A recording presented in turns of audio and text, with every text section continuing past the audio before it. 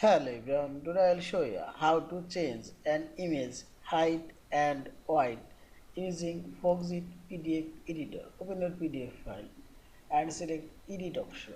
Now select an Edit object and select Image and click on this image and click right button and select a Properties option and Properties dialog box. Select a General option. This image wide.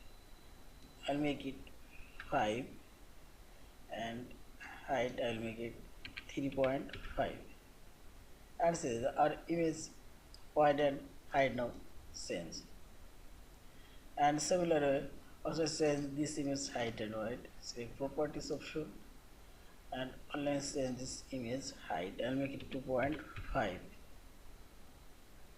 and make it 4 and simply select close and say this image height and width now change. In this way you can change all of this image height and width.